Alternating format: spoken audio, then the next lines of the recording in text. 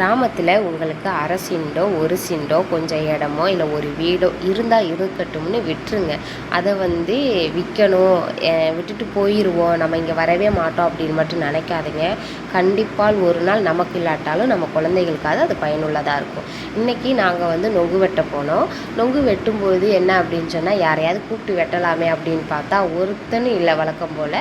அதனால் எப்பவும் போல் அம்மாவே கத்திக்கம்பை வச்சு ஒரு 4-5 குலையை அறுத்து போட்டுட்டு அங்கேயே நொங்கு வெட்டி குடிக்க ஆரம்பிச்சிட்டோம். அம்மா சீவி சீவி வச்சாங்க, நமக்கு வேணுங்கிற அளவுக்கு நொங்கு எடுத்து குடிச்சிட்டோம்.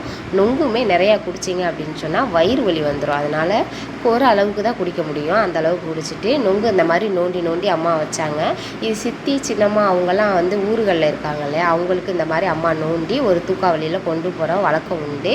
அதுக்காக அவங்க நோண்டிகிட்டு இருந்தாங்க. அதில் 1-2 நம்ம ஆட்டையை போட்டு எப்பவும் போல் சாப்பிட்டுட்டு வேணுங்கிற அளவுக்கு வீட்டுக்கு கொண்டு வந்துட்டோம். ஆனால் இதில் ஒன்று என்ன விஷயம் அப்படின்னு சொன்னால், அக்கா தம்பி தங்கச்சி அண்ணன் அப்படின்னு சொல்லிட்டு சித்தப்பா சித்தி இவங்கெல்லாம் இருக்காங்க இல்லையா, வெளியூர்லேருந்து இந்த நொங்கெல்லாம் வெட்டி சீவி சீவி வச்சு இதில் எத்தனை பேர் எவ்வளோ குடிக்கிறாங்க அப்படின்னு சொல்லிட்டு ஒரு பெட்டு வைப்பாங்க.